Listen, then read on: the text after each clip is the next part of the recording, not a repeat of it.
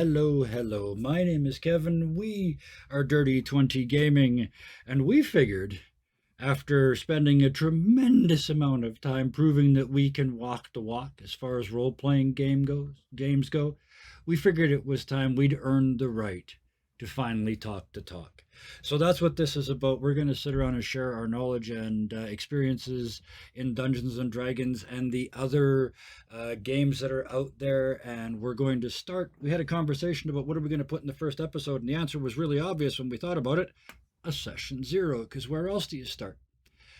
But before we get to that, we got to get to first the technicals. Pixabay, responsible for this wonderful art that our art director Robin slash Thunderscape7 then cut into wonderful pieces and made for us. And no, he can't adjust the controls. He's not allowed. I've locked him out. No, there were troubles during rehearsal. The very first rehearsal, he burned down half the set. We had to rebuild it. It was awful. Anyway, that is my co-host sitting over there. The Scarred Adventurer is with us this evening. Thank you for joining us. You're going to be here every second week when we do these, that's how we're doing them every second week. Yeah. And we are going to bounce ideas off each other and get some interesting 3D thoughts on this. And also some fun back and forth banter about random stuff. Yeah, well, hopefully, yes. We're hoping. Random banter, not explained banter. But no, why would you want explained banter? Because we're doing a session zero tonight. Before we move on, Scarred, what else do you do when you're not here? I run the ScarredAdventure.com, which is a host to a bunch of wonderful people's writings, some art. I always love it when we have more art on there. What?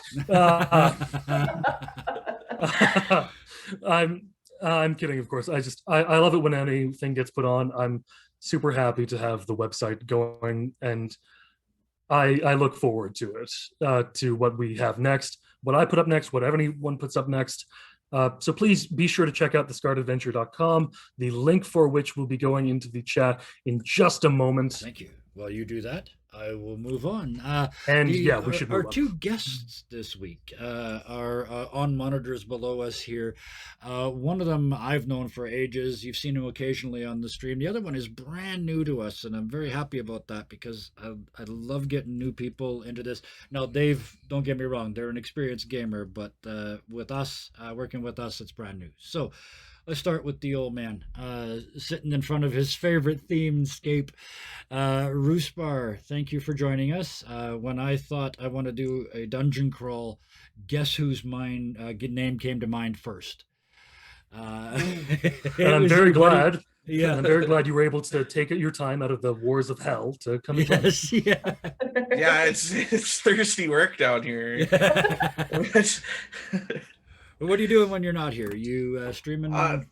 Yeah, I'm just coming off of a hiatus. Variety streamer on twitch.tv/Roosbar, as is spelled on the screen here. Right now, I'm just getting back into Forza Horizon 4 in anticipation of the Horizon 5 coming out soon. Yes. Definitely a lot of other things, like I can be found playing Warzone with a lot of friends and custom games on the weekends, actually, which I'm going to be doing right after this. Excellent. Okay. Well, we'll get you out of here in record time then. I don't want to get away with your fun. No, the time actually works out perfectly, so we don't have to worry about it. Excellent. And that brings us to our... I say this every time somebody joins us, the bravest person at tonight's table. Because you don't know any of us, you've never played with any of us, you agreed to meet and do this on a stream, and I can't say it enough. That makes you unbelievably, outrageously brave. So, Mana, thank you for joining us. And that's probably one of the best compliments I've ever gotten. So. Well, I'll take that. I will take that all day. Mine I got when I was petting a cat. Bring us up to speed on what you do. Sure. I am a small variety streamer just starting my channel out.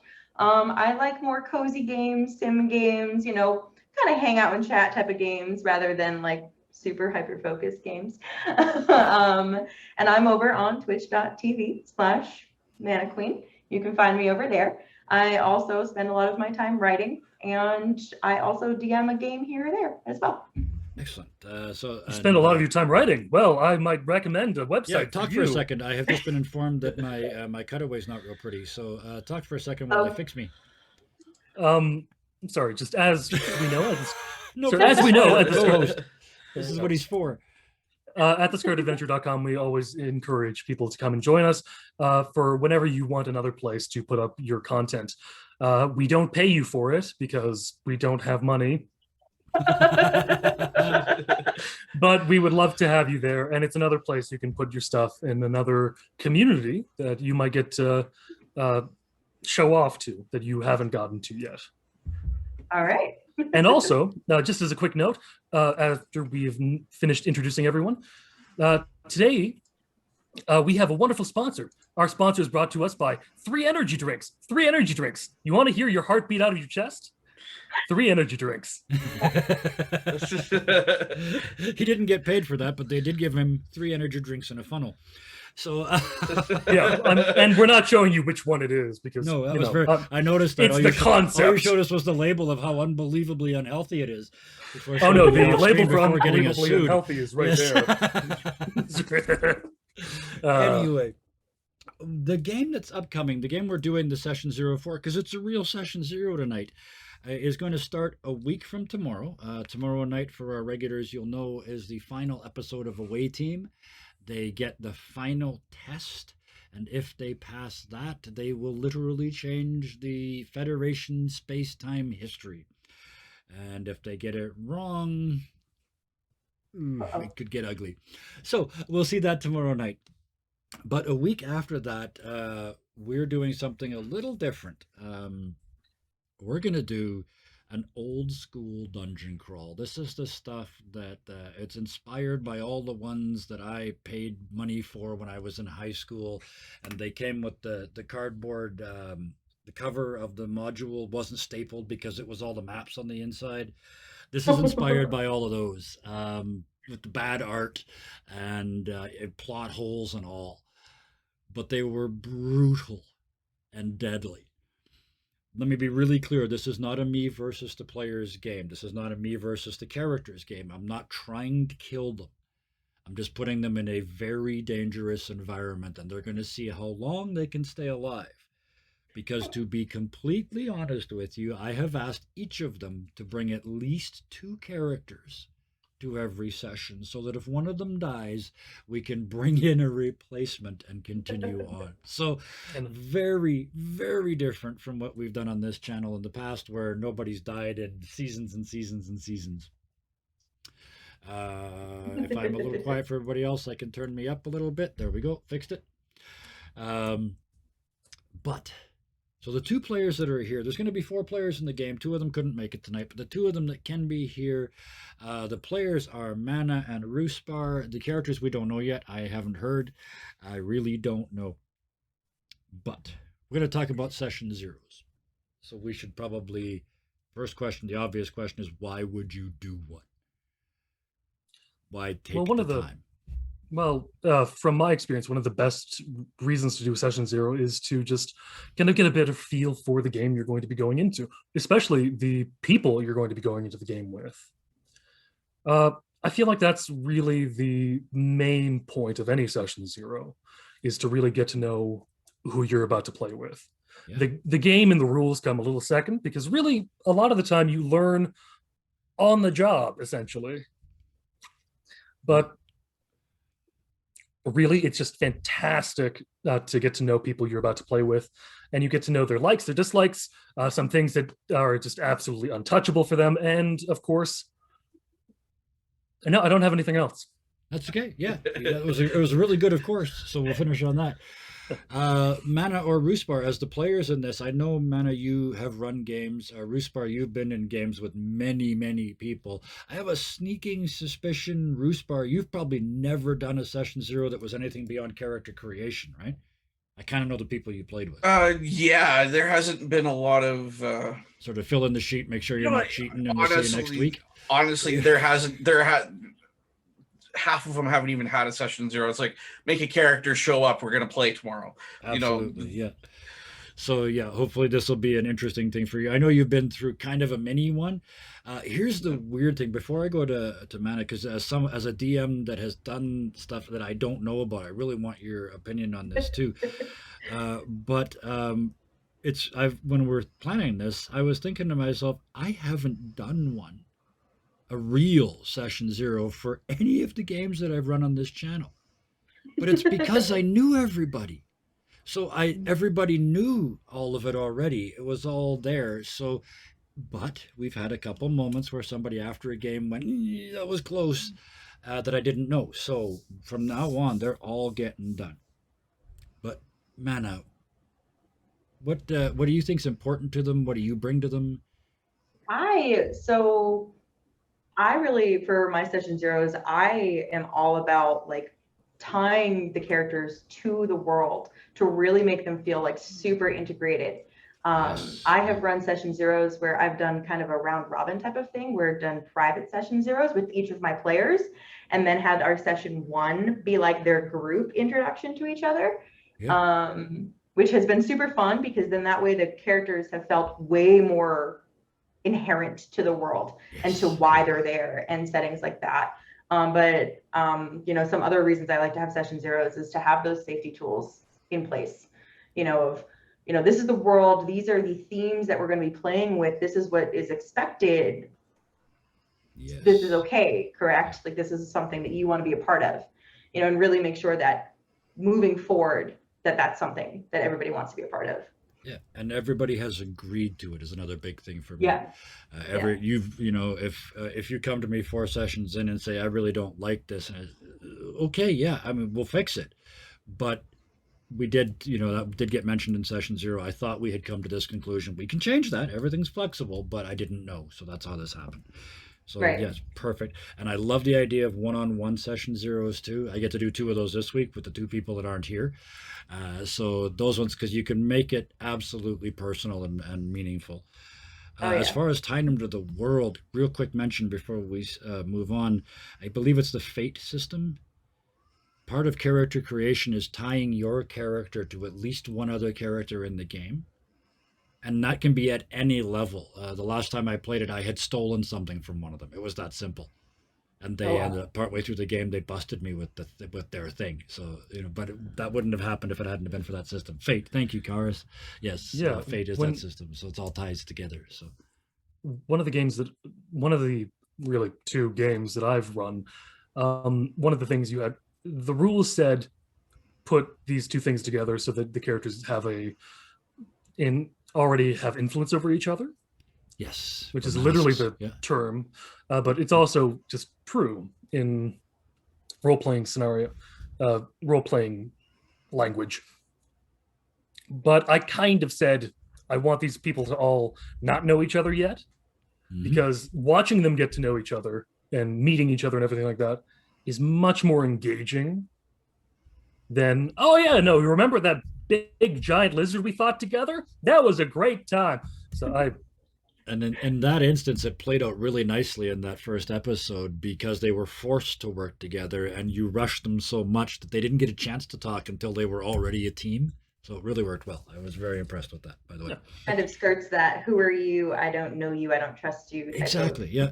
The in media res GM cheat to start a party as a party. Yeah. Just throw them into a fight. And it was throw them into a fight, throw them into the same house, and throw them into a group project together. Yeah, absolutely. It was all had to pass to survive, right? Yeah, they all had to pass to survive, so they weren't allowed to leave each other in the lurch. It was really bright. So what you're saying is one person did all the work while everybody else. That's generally how group projects work, and if I remember correctly, that's kind of how the fight went.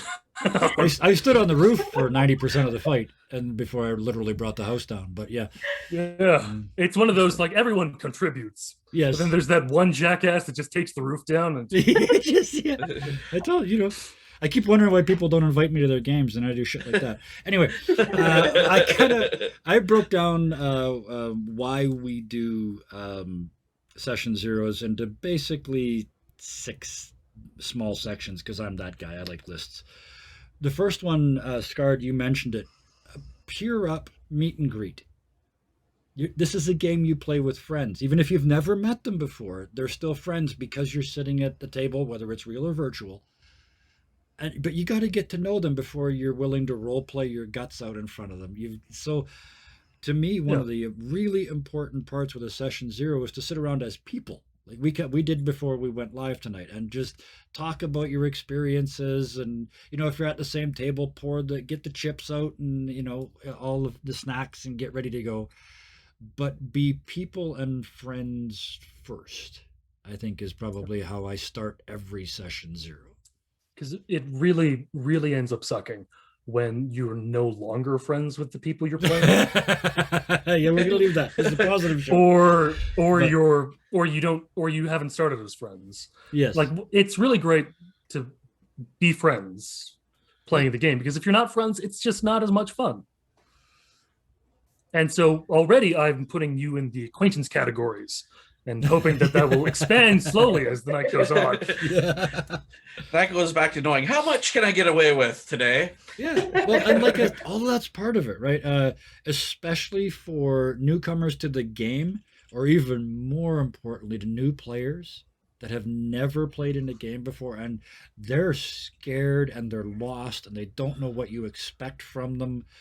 So the first thing you do is go here, have a cola and some chips, and sit down and let's see your dice. Oh, those are cool, right? And be What color a person matchbox do you first. have? Chat. Right? This is also a great time, especially with new people, to make sure you've got everybody's pronouns right. It's important and it's easy. And if you get that set up in that first little part of a session 0, then it's there from the beginning. Also, make sure all your tech is working. Yeah, go ahead. Sorry. Oh no, this is just that's when I started D&D, which was just 6-ish years ago, I think. Yeah. Oh, sweet summer child. Oh, I know. Well, I'm way younger. I started on 4th edition, so we didn't do the pronouns thing, but it also just, as a society and as a people, we hadn't really gotten to the point where we were really openly discussing pronouns. We just assumed. But now, joyously, and now it's we are. great to do it. Yeah. No. It's great that we're doing it now, and it's great to just in general do it, because everyone feels more comfortable and everyone is happier. Absolutely. when you get their pronouns and other things correct. I said other things. I don't know what the other things are, but I don't know either, so I'm just going to move on. I think now you actually have time to worry about it, because you don't have to sit there. You don't have to sit there constantly calculating THACO anymore, so you have time to actually think about things. Yeah. And sorry, just on the subject of pronouns, it's also interesting when a player, their pronouns versus their character's pronouns are different. Yep. Yes, and Karis, that's exactly where I was going next. Make sure your tech is all working. Your virtual tabletop, your Zoom, your whatever you're using for communications. Do your session 0 in the same format you're going to play in.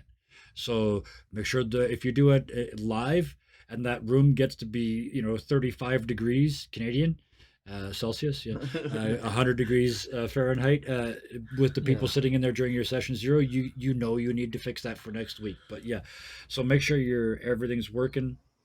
And yes, names are really important, especially if you're streaming. What do I call you on stream? What's your screen name? How do you appear in Roll20? Do you want to be on camera or not? Here, you do not have to be. If you don't want to be, you don't have to be. I'll put an icon in the place. Yes, what do we call you? And yeah, when your Discord name is different from your VTT name, which is different from your Zoom name as well. Yeah, it's nice to tie those together for people, so when they go over to Discord, they know who to talk to. Yeah. It's one of those. I have a specific name for almost everything. Yeah. Which is now the Scarred Adventurer. It used to be. It used to be this thing called Satoro. Why? Because it was small, short, and it was easy. Yep.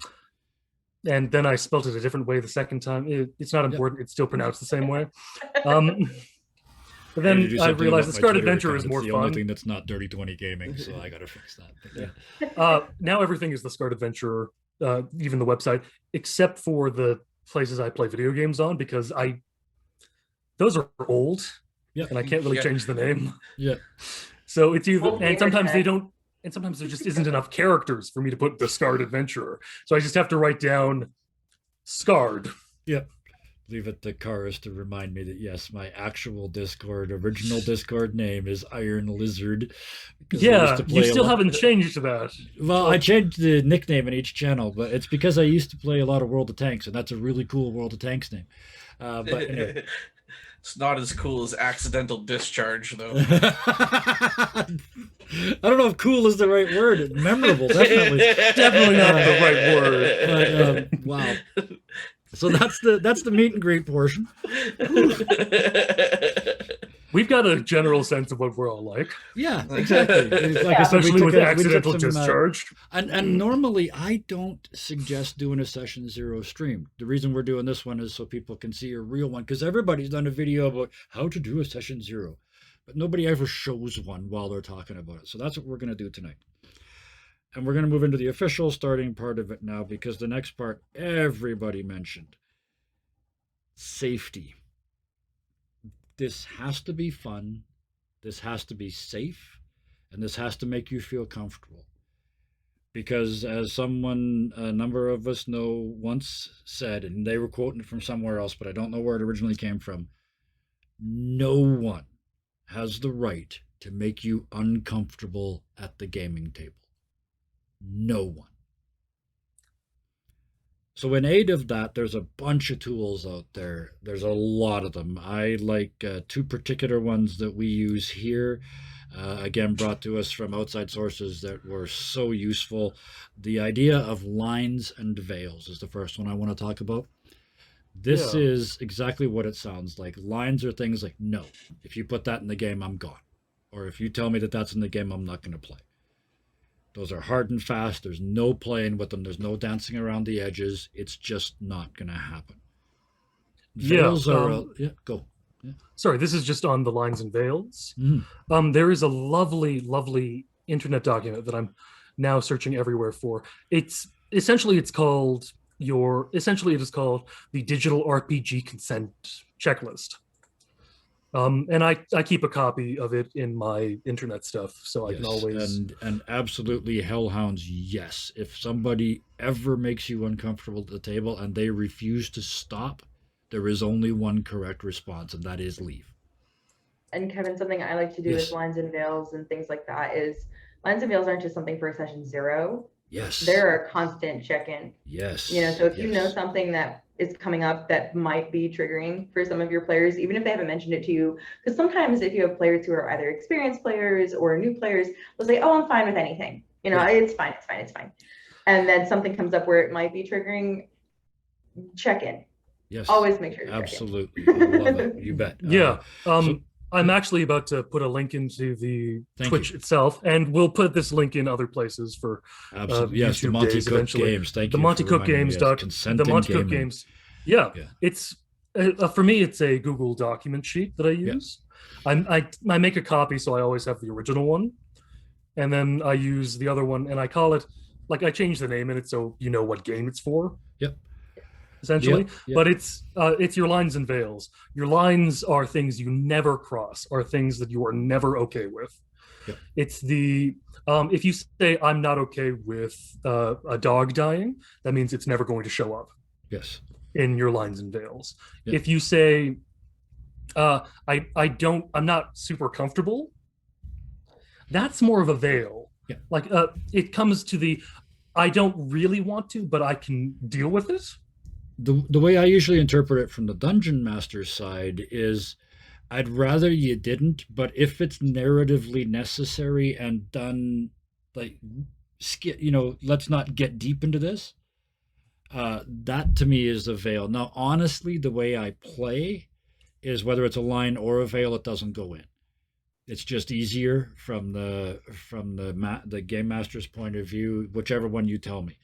But the document brings up a couple of really interesting things. Number one is make sure your players have the option to do it to you privately. Not Yes. everybody wants to announce in front of a room full of people that they have a fear of clowns. So give them the option of sending you the document or sending you a list privately as well. But there is the Lines and Veils document, and normally I would use that. I'm not going to for this one because it's short. It's only 10 episodes, and there's a very specific list of things that are in it, and we're going to do exactly what Mana mentioned earlier. I'm going to go through a list later. Some of them are in the game, and some of them aren't. So there's like as a sort of a screen, so you can't get a real idea of what's going on. But Yeah. I'm going to go through a very specific list. And again, anybody that's here, if you don't want to go, yeah, that gets me, just PM me and it won't Yeah. be there. So I would like to say on Veils, just because I'm also pretty much of the category of if it's a Veil, I'll do my damnedest not to use it. Yep. But really, if any potential dungeon master, game master, story keeper, whatever you want to call yourself, really what should be done with that is if you want to use the Veil, have a conversation. yes, that's that Beforehand. check-in that Mana was talking about. Yeah. Hey, tonight. Communication. Exactly. Tonight, I Um, know I'm not bringing a clown because you don't like them, but there is a guy in face paint. Is that going to be an issue, right? You're not wrecking the story for him. It's not a spoiler. You're saving a potential bad issue, right? Yeah. It's always with a Veil, if you want to use it, talk to them, talk to your Yes. players first. Yeah. If it was submitted anonymously, talk to them as a group. Yeah. If you were told specifically by someone and everyone else has not shown any issue with it, then feel free to talk to that person on your Yeah. own one on Absolutely, one. yeah. But Get in people the comfortable. anonymous situation, Yeah. talk to them as a group. Don't out anyone. Yep. Just say we're going to have this guy with face paint in it today, and if this is an issue, we'll remove the character and we'll just say he covered his doesn't face have in it, yeah. blood. He's a Or- any GM worth their salt is going to be able to fix that problem with one thought, right?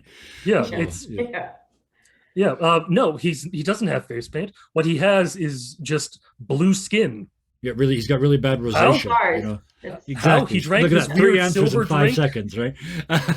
He drank Loose that bar. weird silver thing, made his skin blue and his hair white. He looks like a Smurf, is what I'm saying. Big scary Seems to be- Smurf.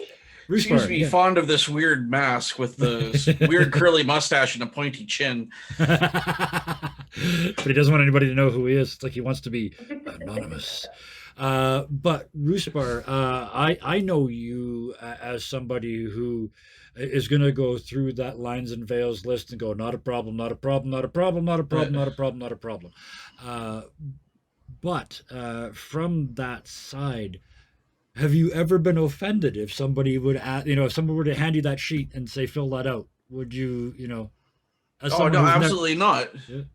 Absolutely not. That's just a a socially conscious kind of thing. That's Yeah. it's being considerate of the potential. I would never be offended by saying, "Hey, I just want to make sure that you're not going to be offended by this." Like that would be ludicrous to be offended by somebody making sure that you're not getting offended by something. Yeah, that's just a vicious circle, and then you end up Yeah. on How Twitter dare yelling you at care strangers. about me? Yeah. Sorry, I have one more real note about the Lines and Veils thing. Please do. Yeah, I'm not done yet either. Which, so. but especially the form itself that I've put out and shown people for where to get it, at least. For that, just I have no lots Smurf of spider clowns. That's what I'm getting over there. yeah, same here. Smurf spider clown. You see a spider in red pants and a floppy hat. Let's not chase all 3 of our fans away. Yeah. Sorry. With the Lines and Veils, one of the things I would recommend as a dungeon master to do is to allow those the responses, the anonymous once everything is anonymous, Yes. the anonymous responses to be available for everyone to look at. As so a if generic you as a list with no names. player Yes. want to bring up something and if you a player want to make a clown character but you don't know about the Yeah. line, you might end up doing that. Hellhounds were And getting it's to not that. until Yeah. And it's not until after the fact, after you've done this, you know I shouldn't have done this. Yes, exactly. So if you We've can got, share the results in an anonymous way, do it. And then because there's always the thing that nobody thinks about until somebody says it and then it blows up. We have a tool for that too. We're going to get to it in just a second. But I want to give an example of lines and veils that I use. It's always tough to find one that I've got a sort of sliding scale on, but I think I figured it out. It's sex in games. I am perfectly willing to flirt as an NPC with any character in the game as long as they initiate it. And for me, the veil turns into a line at the bedroom door. I have no need to describe sexual gymnastics. There's no roles for performance or any childish crap like that. But that's where that veil turns into a line. I am willing to accept that players and NPCs have genitals and have sex. But I don't feel the need to draw it anywhere beyond that line of flirting. And where it becomes an absolute hard line in the sand is non-consensual. It does not happen in my games. It's a fantasy world. I'm allowed to build them how I bloody want. So PCs don't do it. NPCs don't do it. It doesn't happen. That's my it's my absolute hard line in the sand that I will not cross for any reason. Yeah. A similar one that I've run into that I'm pretty sure is one that I don't think you think about is just kind of violence against children. Yep. For me, another one. Yeah. For me, it's fantasy. Children are immortal up until they hit 18. And then you're on your own. Then they're next. Yeah. Yes. Or really, however old you need to be until you're 18 equivalent to your species. Yep. Which means every time a bartender welcomes someone into a drink, welcomes a fantasy group of people, and he goes, race and age. Flips open the book. I will fill this with humor. I said I was going to, and I said we're doing a real session 0. So I'm going to, like I said, instead of sending out the form, I'm just going to quickly go through a list of things. Some things are in the game and some things aren't, so you can't draw too much from this list. But if you're comfortable with it, just hold up your hand if any of these trigger you. Spiders, the dark, or being in the dark, the undead. Okay. I am totally fine with graphic descriptions, things like that. It's the skittering movement, like any sort of like skittering undead. Yep. Okay. Like and just the hand that crawls. Yeah, and again, that's more of a veil. I can deal with it. It's totally fine. Like those jerky, weird creep. Yeah. I'm hearing two veils there, so that's not a problem. It's a veil. It's again, and graphic descriptions, things like that, noises, totally fine. It's the jerky, skittering deep dive that. That's a problem. Thank you for your honesty. Yeah. Bugs, millipedes, anything like that. That's me again. Which one? Moths. Moths. Okay. And that's a line. That's a line. Thank you for your honesty. There are no moths in this game, but it was on that. Bugs is on there for a reason, because it's one that can trigger people. This next one, there's levels of it. But gore. I'm not an overly gory describer. I'm not going to talk about horrible, nasty stuff, but I do describe injuries when you get shot with an arrow. I'll describe it going in, and okay, nothing with that. Resistance being pulled out. Yeah. Emotional challenges, emotionally challenging your players. I know that's a really open category, but like just grabbing them by the backstory and just like putting them in crushingly horrible situations. It's probably not going to happen in this game. I've cry before, so. Okay, you're good with it then. Yeah, me too. That's why I ask, is because I've made people cry. So this is just on my end of speaking. I'm not in the game, so it doesn't matter. But for me, for emotional stuff, it's if you were doing it to my character, I'm fine. But the second I bring up it's affecting me negatively, you got to stop. I need you to stop. Yeah, absolutely. There's no want. I need you to, or I'm going to leave. Yeah. I'm totally. You know what, Kara? So am I. You've seen me cry on chat on stream. I don't care, but not everybody's okay with that, and not everybody's okay with being put into that situation, especially streaming. It's different than a home game. You know, a home game, somebody just pushes the tissues over and puts an extra half an ounce of scotch in your drink, and off you go. But Yeah, exactly. but yeah, so tied with that is intense role play. Again, we're doing a dungeon crawl. There's not going to be a lot of time for it, but this is one that's always on the list because some people don't like role playing a lot at all, especially in a real violent game, you know, where they're looking to beat stuff up. So always put that one on the list as well. And this one, I really hope isn't a problem because it's kind of key to the story. Character death. Don't bring a favorite. That's all I'm saying. Do not bring one of those ones that's been in your head since you were yeah. Do not bring the ones that have that nice little spot in the back of your head. Don't bring them. But okay. A couple more specific ones. Regenerating foes. Regenerating what? Sorry. And enemies. Enemies that start to heal back. Some people have a real problem with that. It makes them really creeps them out. So I'm just checking. I think my issue would be more just die. Oh, yeah. Character frustration is okay. I just want to make sure that it doesn't freak people out. This one is on here because I have run into this twice, and so no more explanation than that. Does anybody have? I didn't look it up. The large groups of tiny holes. You know you know what I mean. There's a very specific phobia. Okay, because I've had it come up twice. I described a beehive once and had somebody literally get up and run out of the room. So that's now on every list. So this one seems pretty obvious. Streaming. Does anybody have a problem with streaming? What they're doing? Sorry, bye. Yeah. Oh. Hey, I mentioned it because I've had people call me 10 minutes before we were supposed to go live and go, "I thought I could do this, but I can't," and that's okay. That gives me a chance to talk about Dirty 20 gaming. That's okay. And you can do that. And the next time I ask for players for a game, you're still on the list of players. We don't judge you here. Same thing every week. Trichophobia, I think that's it too. But same thing every week. If you are having a day where you cannot or just don't want to play, all I ask is that you let me know. And we will not hold it against you. We will not judge you. It's not even any of my business. I mean this in the nicest possible way. It's not my business why you need the day off. This is a game, and this is fun. So if life gets in the way, or you just feel like you can't do it, hell, if you feel like you really don't want to do it, if you decide you don't want to play, that's good enough for me. So. And some of us have an unfortunate guilt right here. Like it's right underneath the sternum area. Yep. That's where we feel it. That we have to explain it, and that we're so sorry, and we're always like tearing up and just weeping, and like we feel like crap. There's no judgment. Here's the thing.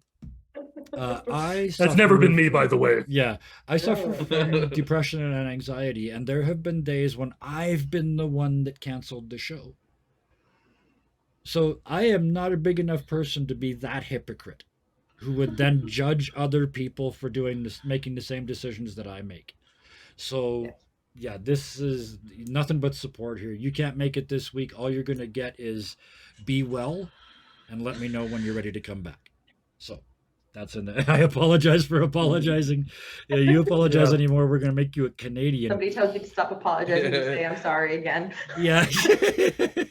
It's been two weird places for me. It's either in Japan people apologize quite a bit, or in Canada people apologize quite a bit. Yeah. And I was raised in both cultures, so I'm screwed. There's a couple more on the list here, just so I can say I went through them all. Fire, ice, and lightning. I know that seems a weird thing in a D&D campaign, but no, okay. This one, please be honest, because I can do it either way. Alcohol abuse or drug addiction in NPCs. Yeah, some people have an issue with that. Some of my best NPCs are addicts. Not that you're going to see them in this game. They don't live in dungeons, but and then the last one kind of ties in with Gore earlier. Pointless violence. I try never to do pointless violence. It's always got a reason if there is violence, but yeah, pointless violence is always one that I put on the list as well, because it's different than just regular violence. Right? So Okay. Hey, Kevin, I do have a line that you didn't go through. yes, please. Animal violence, like extreme animal violence. Gotcha. Yep. Thank you. This extreme- is exactly why I didn't even put extreme. I just put violence to animals. It won't happen. Okay. Gratuitous, Yeah. yes, another good word. Yeah. So I'm just this is my I would clarify with you for extreme violence against animals. Kevin's just put violence against animals off. But Yeah. as a dungeon master myself, I would always just kind of ask, do you mean death to the animals? Or just like if like a dog has a thorn in its paw Yeah, like and you heal natural and you injuries take out the are okay, but like But no purposeful violence. You know what? It's purposeful better violence. described as purposeful violence towards animals. That's Yes. okay. Yeah. There we go. So yeah, Karis, don't hit the horse. Yeah, I don't Yeah. need to do it to get the story to work. So yes, thank you. And that was the next thing I was going to say. What did I miss? Not did I miss, but what did I miss? So violence to animals is absolutely, and these are all getting written down, and they're all. One of them actually, I'm going to have to go back and rewrite part of the story, but that's okay. Like I said, it's a I'm decent. so sorry. No, don't be sorry. This is why we did this, is so Yeah. we don't get 3 weeks in and I go, oh, look at you getting pale. Yeah, I'd probably just sit there like. Well, that's the thing is we do all of this prep work and then something comes up and you don't say anything, and that's the perfect segue. We also had somebody mention it earlier in chat.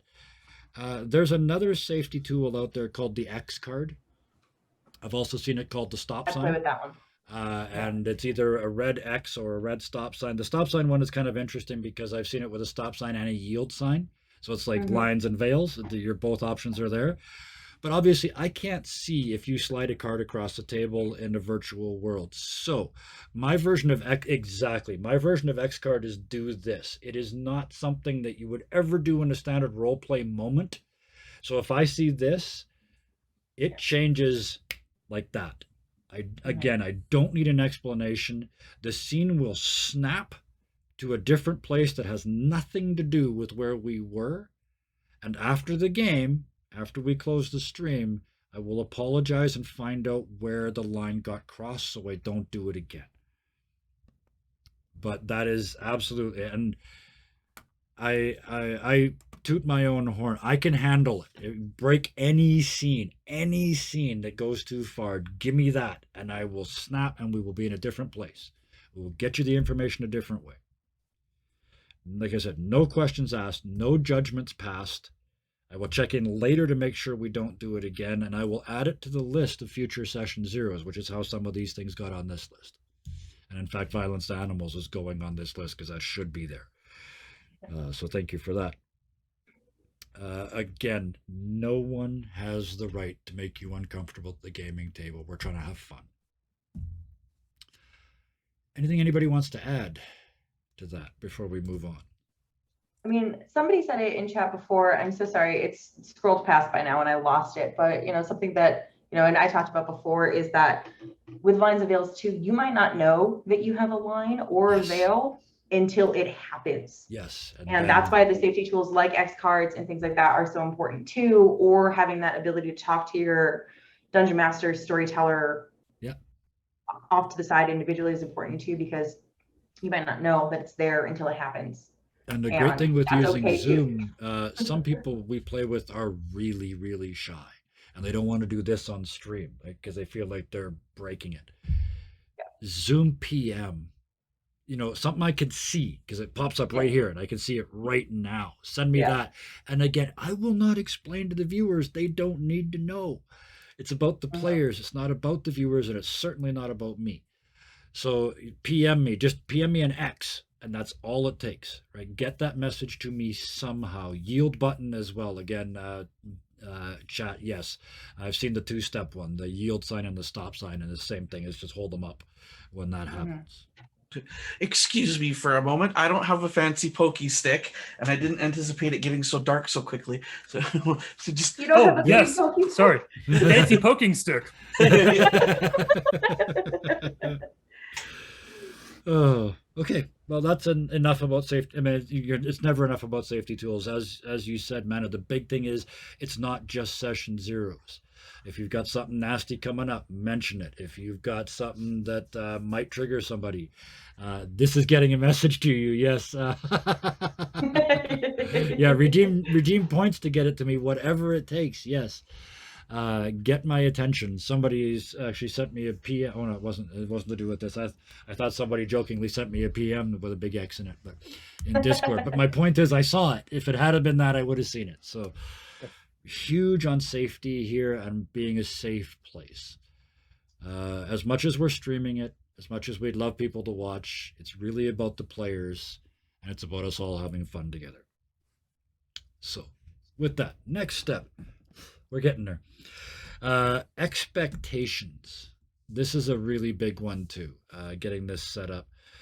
I think I made it pretty clear with this one. Normally, the first question that gets asked, or when you look at an online game, they tell you about the role play versus combat balance of their game.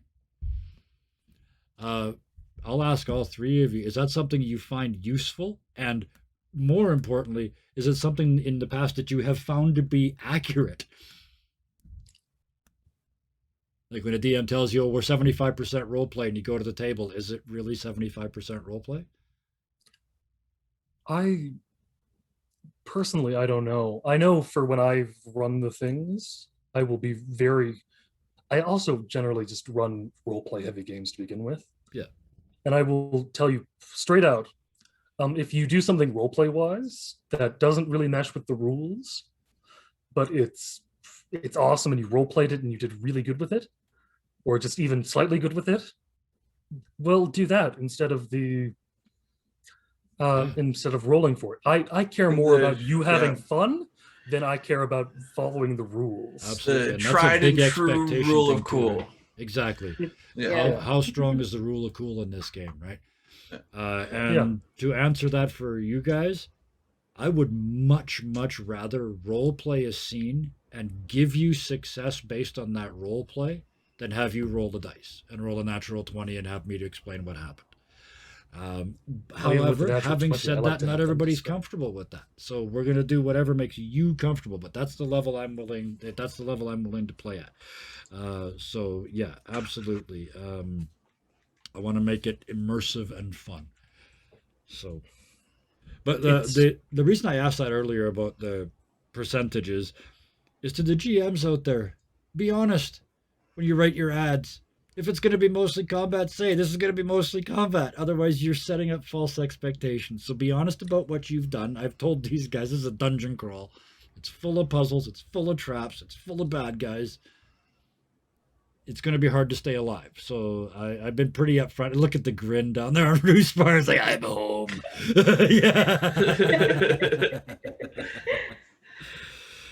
Yeah. Some unexpected faces just popped in. Oh, nice.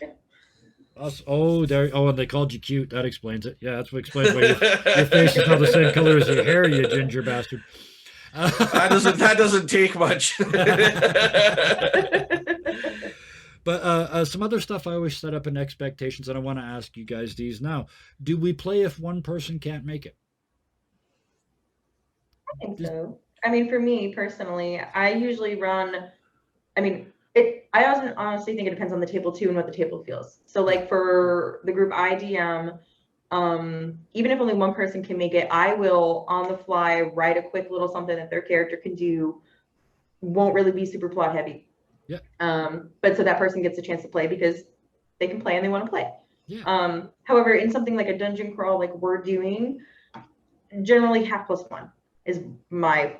Plus one. I like that. Yeah, because that was my next question. How about if 2 can't show up out of 4? That's half, right? So 1+1 answers that. 3 out of 4, we don't play. There is an advantage with this one because this is one of these ones where we're going to be cycling other characters in as they die. It's just as easy. And again, pressure off of the players. If you can't make it one week, I happen to have like 80 people in the Discord. I can find somebody to fill that spot for one day.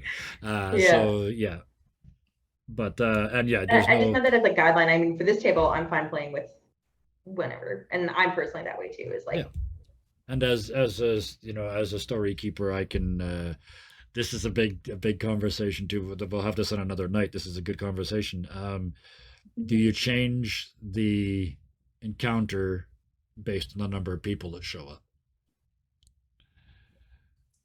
And then Yeah. the follow-up question, do you change the encounter if the party voluntarily splits and only half of them encounter a party? I think that's a negative. I think you should punish people for doing that. But if be ready to like that.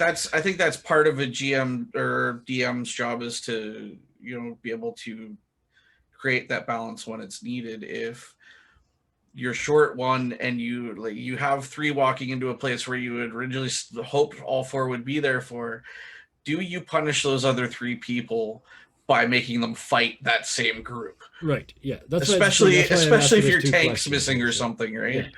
Yeah. I think at that point you kind of fudge the stat block a little bit to be a little more. Yeah. Now, in terms of splitting the party, I don't know. I have a standing rule at my table where I say split the party. Let's go. Let's have fun. Yeah, Do it. It's a running gag here. Always split the party. It's a running gag. Yeah. So, yeah. I do love the gag of never split the party, though. And someone did a lovely art piece. It says never split the party at the bottom of it. And there's this bathtub, and they're all inside it. I saw one years ago. It said never split the party horizontally, and they're all upper halves and lower halves, and they've been cut by a large sword swipe. Anyway. So, moving on, other expectations. Make sure everybody knows the times, dates, durations of the games. We're going to be playing Saturdays, 6 p.m. Pacific, 9 p.m. Eastern. I'm sorry, East Coast people. But to make up for that, we only play 2-hour sessions with no break. So it's just bang, bang, bang, bang, bang, come in for 2 hours, and then we kick you out 2 hours later and move on. And it's just on the 8 to 10 weeks. about expectations, one of the things that it's also brought up in the Lines and Veils sheet, Google sheet. Yes. It's kind of what would you put the age rating of this at? Yep. It's also it also kind of asks you what are you comfortable with, Yes. and also this is something that should be done both session 0 and a little pre-session 0. When you're just gathering people, if you know what kind of game you want to run, you should say very much at the beginning, I want to run this kind of game. Yes. Or I want to run, like I want a gore heavy game about vampires. Then be very clear about that. Yep. Starting in, because if you go in and then someone goes, actually, I'm not comfortable with gore, and you've built your entire game around that. Yep. It becomes a bit of an issue, and it becomes either you have to change your story. I'll call you in 10 weeks. I'm running a game that's a murder, that's a mystery. Right? Yeah. So yeah. Or you have to find a new player. Sorry, what? We did one. There's another one in the box waiting to go, but yeah. Suddenly, all of our vampires Victorian are very, steampunk very murder tidy. Yeah. Actually, yes. Pocket vampires. Yes, our vampires jump directly into your bloodstream through a pore in your skin. It's just never let a drop escape. We speak on that subject. Just vampires that have blood all the way down. What are you doing? Like you're supposed to be drinking it. There's only They're 4 drinking, liters. like, You're from wearing out 3. here. Yeah.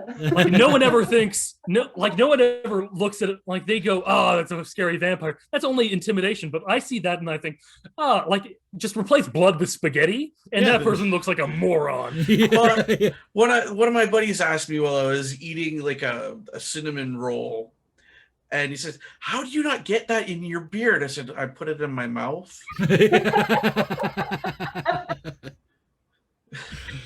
And I don't just kind of go, ah. Shove it right in your face.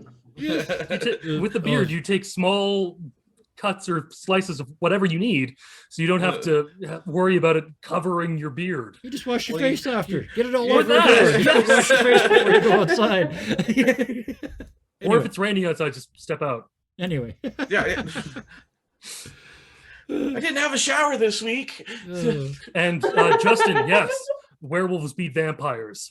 Yeah, I said you it. can't change my mind. Okay, I want to get back on we're topic gonna have vaguely words for a moment. This one is something we talked about earlier, rule of cool versus mechanics. How serious are we going to be? Some D&D specific ones. Are you going to be using encumbrance? That's a big one. Most DMs don't, but if you do, it can be really annoying, especially for your magic user characters and your weaker characters. They can't carry much. So we will fun not to be doing watch. that in this. You guys are going to have enough fight on your hands thank with full gear. So You yeah. can carry approximately 450 gold coins before you become encumbered. Yes, that's what jewels are for in D&D. It's so the coins Yeah. don't keep you from walking. It- So yeah, encumbrance we sorry. will not be using. Vision, as far as night vision goes, we can generate that in astral, so you'll have the vision appropriate to your race and class. My rule for nobody with night vision: if you haven't got a torch, I give you 5 feet, which is 5 feet more than you actually technically get according to rules as written. Yeah. Torches are 20 bright, 20 dark. We can do that on astral, but I absolutely guarantee you a torch watching through a dungeon in my world will attract attention. Also, this is just Hooded lanterns. Yes. Hooded. Yeah. if hooded your lanterns, race yes. if your race doesn't have dark vision, Yep. and you decide find a fun reason to make it so that you can still see in the dark. Oh, you see, I have a bright smile. Well, we're gonna get to this when we get to the end, but you'll be allowed a +1 magic item and a one other rare or less magic item. Just because some of the foes require magic to hit them. So I'm stuck on that bright smile thing. I always, whenever somebody mentions that, I think of that episode of Friends where Ross left the bleaching agent in his mouth Yeah. too long, yeah. and I walked into a room with black light, and his teeth were just glowing. It was lighting the whole room up. And everyone's like, fact. "What?" Yeah, fun fact: if you do that, your teeth just turn translucent. Yeah. So yeah, the one I do want to mention because it's kind of important in a crawl. How many long rests per 24 hours? 1. Thank you. Yeah, Roosbar, are you good with that? Yeah, I'm You fine. can have as with many that. short Like, rests as you want, but only one long rest per 24-hour period. Yeah. Thank you. It I mean, makes unless you're sleeping half the day away. well, yeah. 'Cause Yeah. well, the thing is, the main reason I ask is because in the 80s, that was not the case. You go in a room, you kill everything in the room, you drive pitons under the door so nothing can get in. You have an 8-hour rest. You get up, you pull the pitons out of one door, you go in the next room, you kill everything in that room, you drive the pitons under the door, and you have an 8-hour rest. That sounds Wow, shades of the actual dungeon crawler PC games. From Yeah, way back exactly. when. So I want to mention I don't want to do that. So yeah, you guys can do short rest as much as you want. And the other reason I mentioned that is because we're starting to level 3. So those spell slots and key points and whatever else you're using are gonna disappear pretty quick. So just to mention it. We talked about this already. Dice rolling. My rule is only roll the dice when the result is in doubt and when the results matter. The rest of it, I'd rather role play. So, Yeah.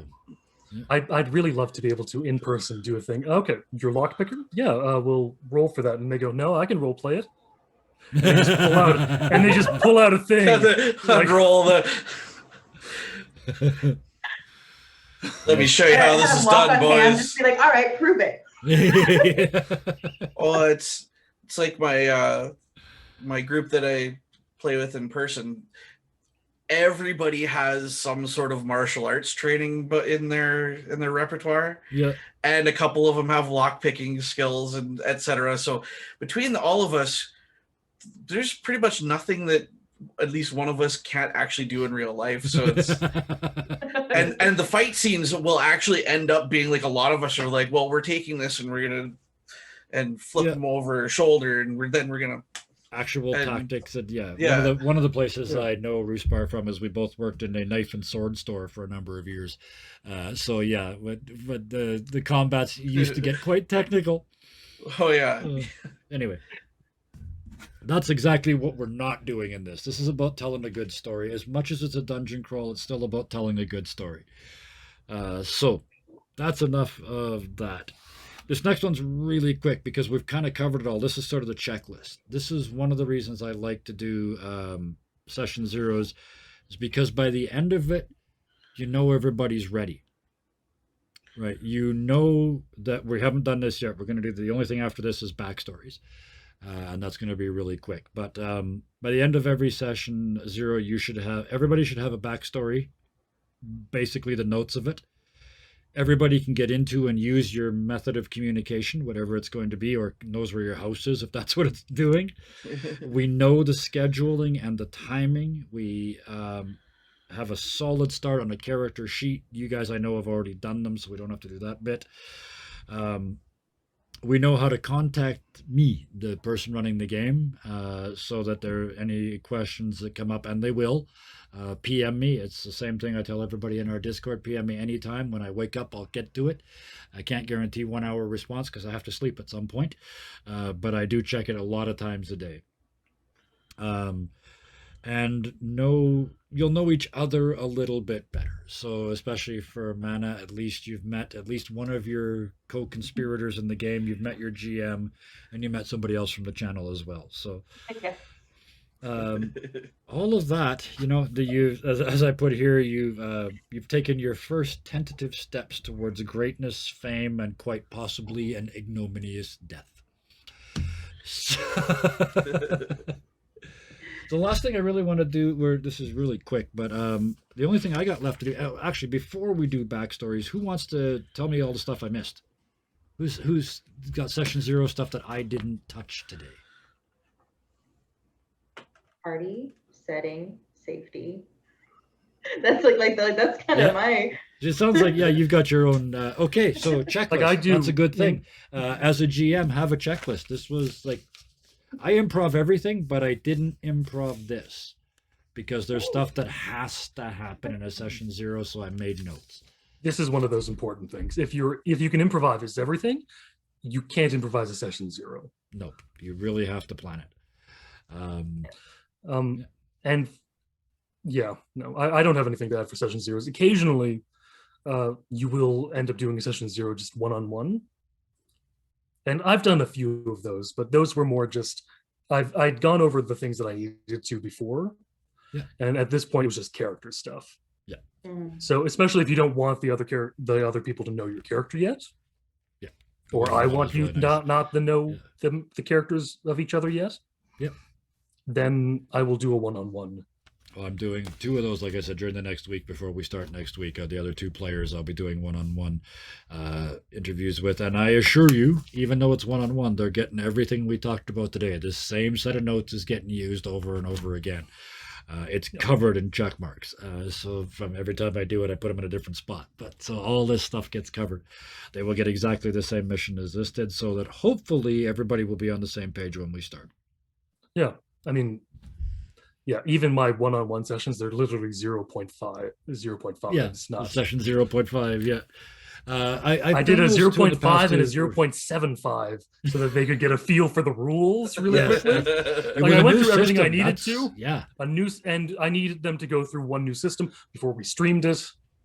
That is actually, thank you for bringing that up. That is absolutely a session 0 or 0.5 if the session 0 took a long time.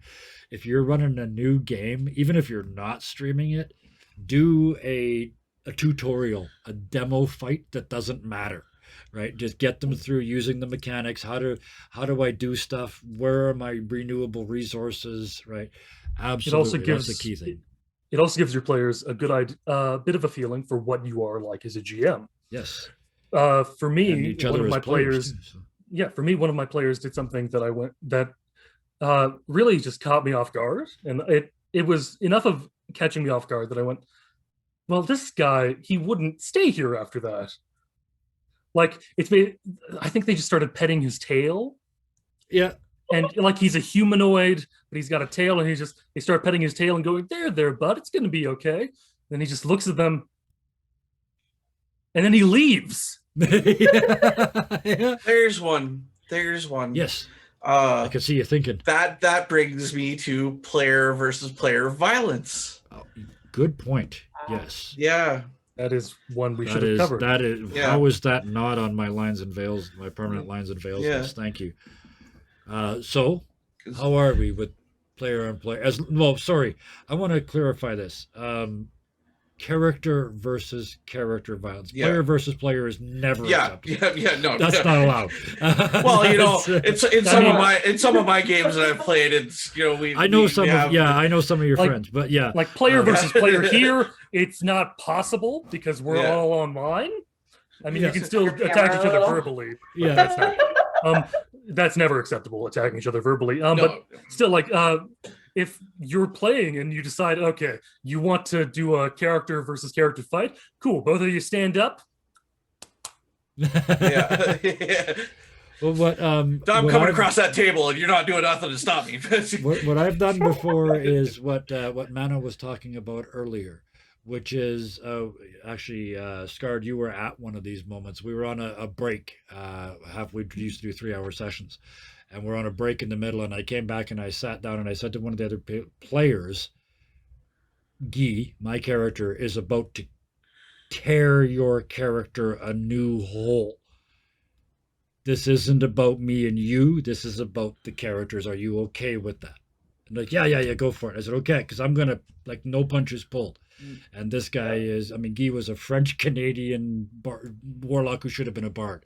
It was obnoxious, and credit where credit is due. He took a verbal beating and just went with it and played along, and it was really good. But I would never do that without checking in first. So you check. Yeah, I think checking in, and so long as it's not disruptive to Yes. like everybody else, to, you know, like so long as everybody else is on board, like, you know, make sure you read that situation. Yes. You know.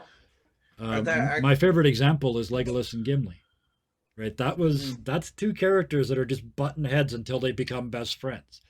Right, but it's by butting their heads that they become best friends. So that kind of character versus character stuff I'm okay with. Character violence, that's tricky. Because you know how often my games have devolved Yeah, into that kind exactly. of stuff. Oh, and actually that reminds me, that's something that I should have been on my list. Losing control of your character. If NPC, like some of the high level ones can take you over. What are your thoughts on that? I can do it either way. I will collude with the GM or DM to get that done. It's a big, and the reason I'm glad I remembered this is because it's a big topic of conversation right now. The idea of losing agency as a character, not just losing agency as a player. That's bad. Like when the GM takes the character away from you. But I'm seeing faces. Verbalize. Personally, for me, like on a personal level, I can't stand the idea of that happening to me. But my characters, that's part of the story. It's a thing that exists that can happen. Okay. Like I said, I will collude. I've had that happen with those games before, where my DM has taken me out of the room and said, "You failed this roll. You hear a voice in your head telling you to do this, and you can't say no. So you have to figure out how to do it." And it was to compel me. And it was to compel me to steal certain magical items from one of the other characters, take them out of the camp, and deliver them to one of their agents. Absolutely. Yeah, that's a perfect example of that. Yeah, Anna? and you know, Kevin, I mentioned off screen, you know, we were all talking. I've had characters who have had warlock, you know, backgrounds and things like that. And especially when you come to like paladins and warlocks and people who pledge themselves to a god, they're going to have those exterior influences, and sometimes they're not always great. And so, you know, kind of like Ruth was saying, you collude with the DM at that point and you say, okay, your character isn't able to resist this. How are you going to move forward? You know, and I think it's just all about working with your DM to do so. And I've had moments in the past where I've just kind of said, hey, DM, take the wheel. Yeah. You know, if you need to. Right. That's an option too, right? Some people say I don't have a problem losing agency, but I have a really hard time cranking my character to 10 and trying to do the mission that I've just been given. Like when it's kill your party and they go, I cast Eldritch Blast at the tank. because they don't feel comfortable enough to pull the trigger, and in that case, absolutely, if you're comfortable with the correct response is, you know what, you do it. Here's the sheet. I can't pull this trigger, but I don't mind if you do it for me, right? Right. So, And I okay. think part of that too is making sure that everybody at the table who's playing is aware that that might happen to a character or anybody Yes. at the table. Yes. You know, because sometimes if your characters can't resist that direction and compelling, like Rusbar said, you're compelled to do something. Yeah. That line between character and player, and making sure there's no bitterness. Yes. There. Yes. Absolutely. Which brings me on to another thing that I was just thinking about that we didn't go over was, and I've had this in the past. This is a question that has hit in session zeros for me before. Are you okay with the mixture of good and evil characters are evil characters allowed? Might even be a line that, because some nasty stuff can happen if you allow that mixture. Especially if you've got a player who really takes the idea of evil to heart and starts doing really brutal stuff, it can be very challenging. I don't think we're going to have that issue here, but absolutely, that is a key question. I don't think nobody's come to me and said I want to be evil, so I think we're fine. But so I'm going to just, as for character agency, I've had player agency taken away. It sucks. It does. Yeah. I basically came in, I left, and I had done nothing the entire time. Yeah. As I will not do that, but if it in a game, like if you're up against, as a character, for a character, if I'm going to have the character agency taken away, I'm in a weird place where I'd rather not give you the thing. Yes. But I am strong enough as a role player, as an improviser, and everything like that, that I'd rather do it, is the thing. Like, I just want you to tell me exactly what you need me to do. Yeah. If you need to say my line, don't say my lines, but tell me what you want me to say, tell me what you want me to do, and I will do it. Because tell me what I now firmly believe, right? Because that's the big one with most of these mind controls. It's something I firmly believe. I firmly believe they've stolen from you. What would you do? If it was something firmly like believe they've turned into monsters. For that, it really depends on. To me, I would prefer to do a lot of it myself, but if it depends on the nature of the control too. If I'm being possessed by something, and it's not really my character that's doing it, I don't have a problem with giving that to the DM to do. Because it's a different entity. But if I'm being, if I have a mind whammy on me and I'm believing something that needs to be done, I would prefer to do it myself. Yep. Exactly. Again, this comes back to, I'm so glad you joined our group, because you keep reminding me of this. Communication, always be communicating, right? Halfway through a scene, read the faces. I've gotten into a scene and looked up and seen the person that I'm in the scene with sitting there going, I was like, oh God, what have I done? Right? I took them into water they weren't willing, into deep water they weren't willing to go into, or whatever it is. So, pay attention and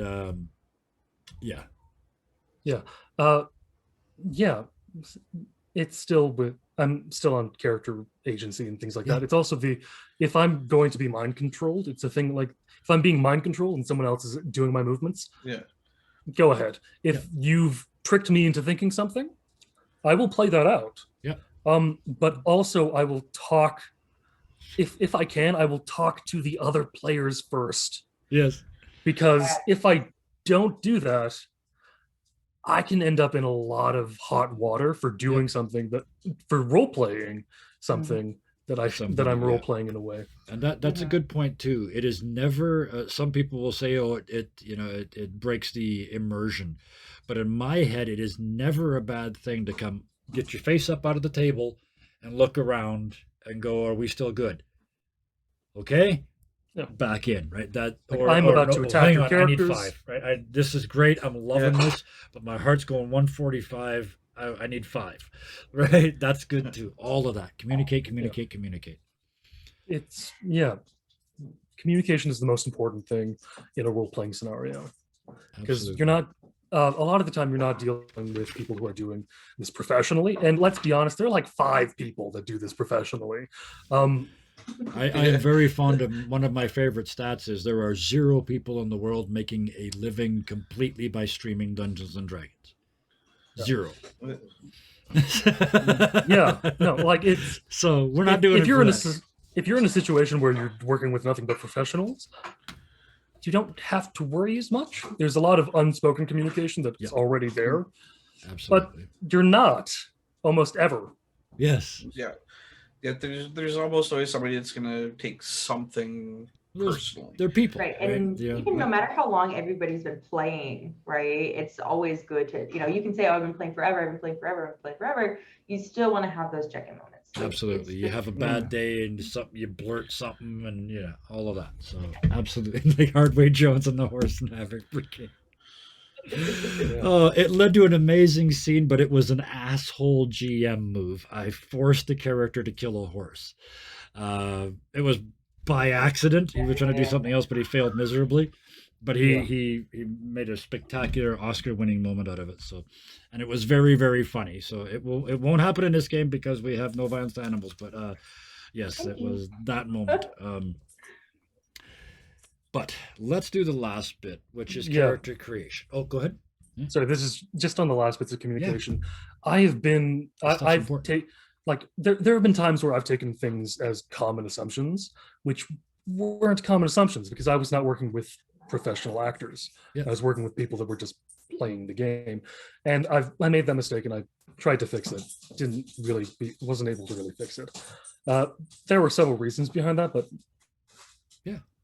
and exactly. Then again, the more you can communicate and the more you watch and pay attention, the less those things are going to happen. And the other one that goes along with communication is it's how adults solve problems. I don't mean to sound rude, but I get so many people come to me and say, I'm worried that so-and-so thinks this. Well, then why are you talking to me? Yeah. Send them a message. Did I screw up? If I did, it was unintentional, right? Nobody, that's I always try to good question mark. Yeah, exactly. Yeah, everything okay? Yeah, exactly. It's how adults avoid turning little issues into great big life changing. No, I'll probably events. be way more verbose than everything okay question mark, but I'm still gonna check in. Well, I might it's send 3 paragraphs. I'm so sorry. I don't know what I did, but I'm so sorry. I'll do more than that, but it's as simple as just saying that. If you are not very good at that kind of thing, all you have to say to them is, "We good." Yeah. It's just Are you space GUD question mark? Yeah. Yeah, exactly. It's like one of the nice things about Dungeons and Dragons thing as well is if you're not comfortable doing it all the time, you can ask your GM to mediate. Yes. Yeah. Yes. In some situation, like you say, I worry that I've done this to this person, and I don't know how to approach this. Yeah. Would you help me do it? Right. Yeah. Yeah. No problem. I've known them for years. Let me have a word. I'll get back to you. Hey, Yeah, exactly. I didn't realize they did it, because that's 99% of the time the mediated answer is they didn't realize they offended you. Right. Yeah. They would never have done it intentionally. Right. That is another DM job is to make sure that everybody is It's my job to check in meshing. with you guys, and I will be doing that a lot in this campaign because I'm going to kick your asses. So I'm going to be checking on a regular basis to make sure everybody's okay and that none of you have got voodoo dolls that are lighting you're lighting on fire after games. So I'm supposed to tell you about those? no, you're not. 'Cause I know where you live, and I'll come and get it. And you know how many sharp things I have in the house. Let's go. That just means I don't have to bring my own. See, this is knife store humor. Don't take this seriously. Anyway, I know this next part's kind of weird because we're going to do my version of how to build a backstory. But I know you guys have both got backstories, so I don't expect you to actually fill these in. But because you've already got backstories, maybe you could just sort of quick one-line sort of bullet point answer them, because we're already an hour and a half into this. So, but... And I have to pull this up already? I do backstories a little different than other people. The first thing I tell people is put your character sheet away. I don't want to see that. The numbers, we'll do that after. Oh. I want to do an actual character backstory. Okay. And every one of them starts exactly the same. Where were you born? I don't need the name of a city or a town. What I want to know is city, town, farmstead. Like how many people did you grow up around?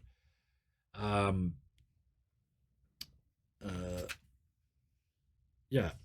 What kind of town was it? Is it a mining town? Was it trade oriented? Was it on an island? Was there lots of sailing? What did your family do? And when you were really young, what did you do to help? Yes. Karis, not in the real world. I know you were born in the carriage during a storm at midnight, but Strahd Oh, I was thought your that was- midwife. I understand. Okay. I was very confused for a moment because I thought that was mine.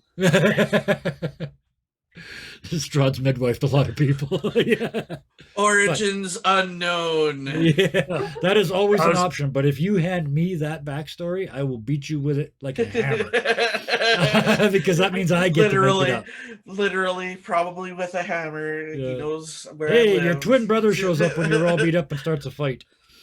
There's Uh, like there's some instances where I don't think a backstory is super necessary. No, Like you should have a bit of a backstory Mm, regardless yep. of what you're doing. But there are certain situations like I'm an amnesiac. Cool. How long have you been an amnesiac? Yes. And how much memory do you have do you from dream? this point to this Yeah. point? Do you dream? Do you have skills that you don't know how you got? Right? There's always more questions.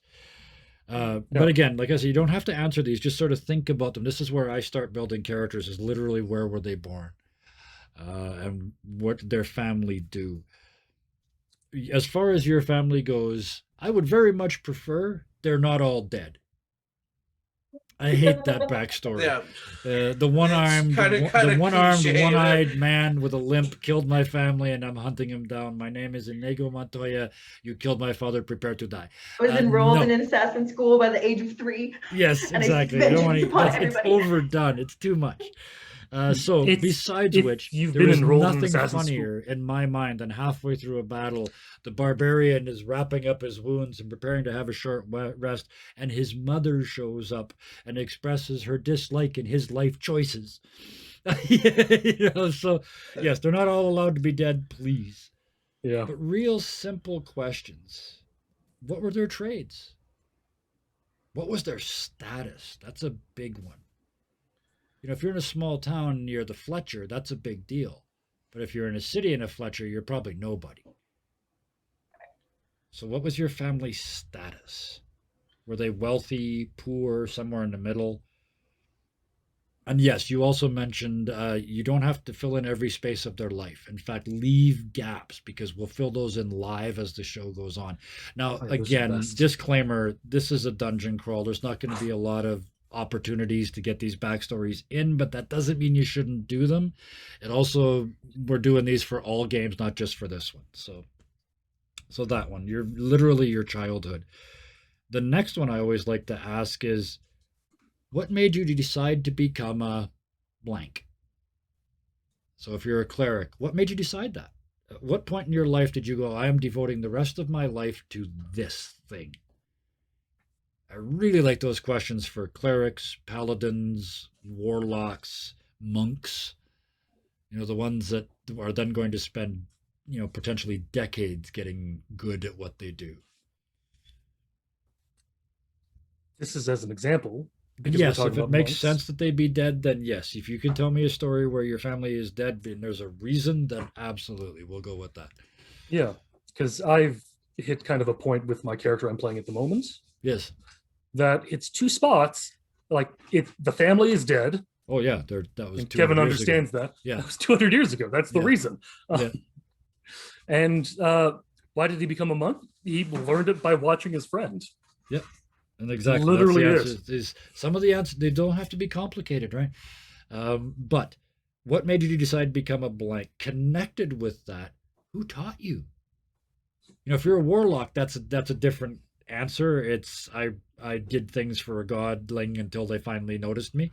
But that's an answer too, right? Who taught you to do what you do? How did you learn to do what you do? In the case of a warlock or a bard, it's a little different for them. Actually, for a warlock, I would still have who taught you. Yeah. Mostly because it's your patron. Yeah. But who is your patron? Or how Or did the you, person that how led did you you become to your connected? patron, right? Yeah. How did you Yeah. become connected with that patron? Who taught you? Yeah. how I to found draw a- power. So I found a weird book in the back of the library one day, and when I opened it up, he started talking to me. and now I'm a monk. All Yeah. the rest is history. Yep. These next two I really like because this is where I really like to start hanging some meat on the bones of a character.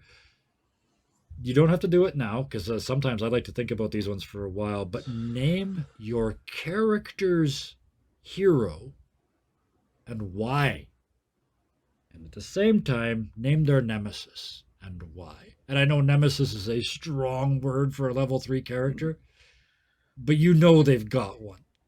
It might be the baker who always gives them the small buns instead of the big buns at the market, but that's still a nemesis, right? I was about to say that boy in grade 3 that stole your favorite marble. Yes, who ate my paste before I could eat it myself. The Bastard. one patron who came in and never gave you a tip. That's right. Oh. Like, no that's matter right. what. Yeah. Like he got a $500 order of food somehow, and he Oh, like Exactly. I'm sorry. Like you Chat's should have answering gotten these it with- questions. I love it. I have one Chat's of over those. here I creating have one of voices. those to this day. Like a decade later, I still remember. So tell me, how do you really feel? And one more question as far as inspiration goes. When things get tough, why doesn't your character just quit and walk away? Mama didn't raise no bitch. Why? What makes them stay, right? Is it pride? Is it shame? Is it, bullheadedness? They're too slow to run away, whatever it is. Why don't they leave? Not There ain't smart no enough flight. to understand they're in danger. There's 1,000 answers, right? There ain't no flight. There's No. only fight. So that's, like I said, we broke this down into sections because I like to break things into sections. So that was your physical history, sort of where you're from. What was your inspiration? And the next one is from that moment of inspiration, it's history. Since then, the first one, and this is a big one. Why did you leave that comfortable place? If if you learned to be a cleric at a monastery, why did you leave? Why are you out here in the big dirty world? If you're a monk, why are you still not up in the mountains learning how to punch goats? What is it that caused you to leave? Oh, I don't actually know the term for it now.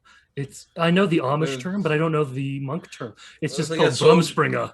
It's like a sojourn. Rumspringa. It's like a Yeah, it's. yeah, you've been sent on sent to. I was that's a perfectly training. good one too. Yeah, And I broke the rock that nobody has broken. Master said, "Now you must go and."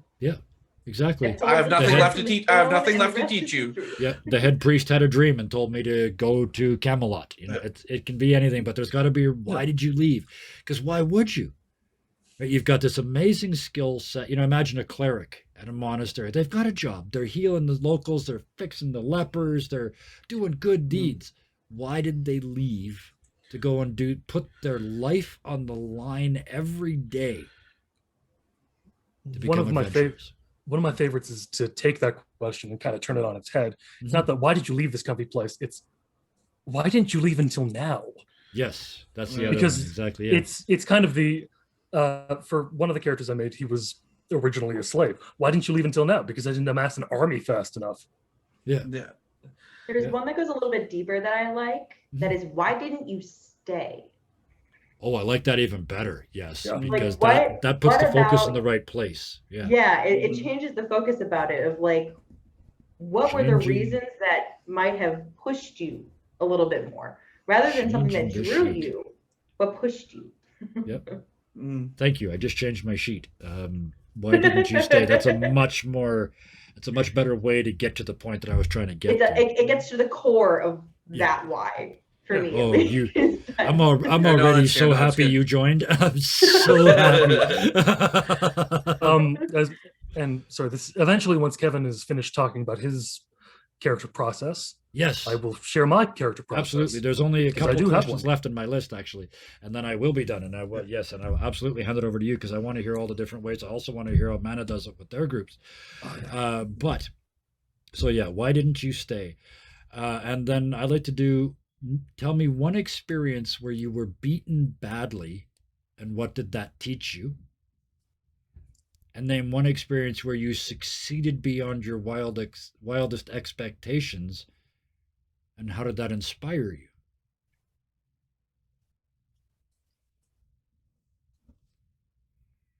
I'm taking notes. I'm sorry. Yeah, absolutely. I'm watching. I can see During your eyes are down streams, on if this. anybody ever sees me looking down, I take handwritten notes, so I'm old school. Me too. Yeah, pages and pages of them. I make sketchbooks. Yeah, but And if I'm then- ever like looking down, I'm old school. I take handwritten notes, so that's why I'm. That's how it goes Down in. during It's how it goes into streams. my brain and stays there.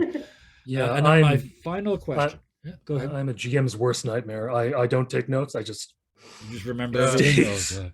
Oh, I have a I player improv like so you. much, I and I love them often have dearly, to go but I back and also watch stuff to say what I said.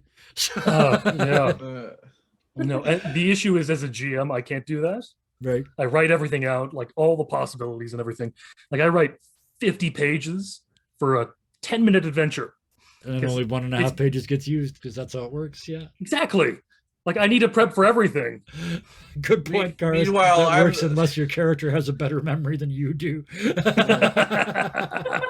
Meanwhile, I'm the person that will put eyes to skin. Yes. Oh, that's literally the opposite for me for what I'm doing right now. It's eyes. Nope. Skin. Nah. No, not really. Organs. Some Uh, one or two. but this last question is specific Fingers to this pointy. game. Okay. So, what were you doing a moment ago when you were unceremoniously snatched and brought to the end of the world?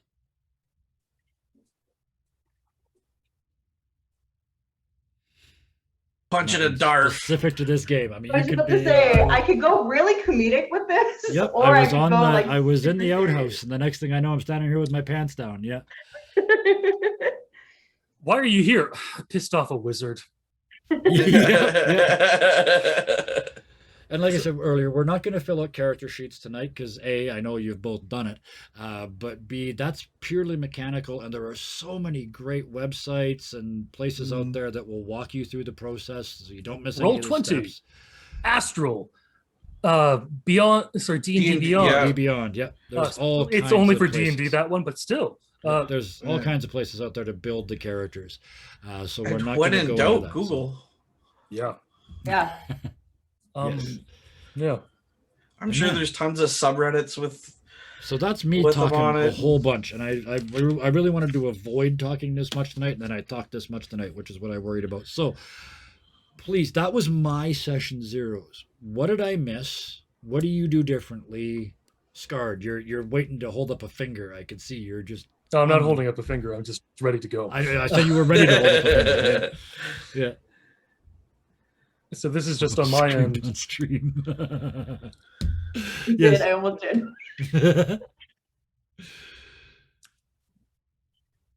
So Okay. So one of the things I do, and this is something it's something I had to learn to do because at first, whenever I made a character, I started off with a weird idea. Yep.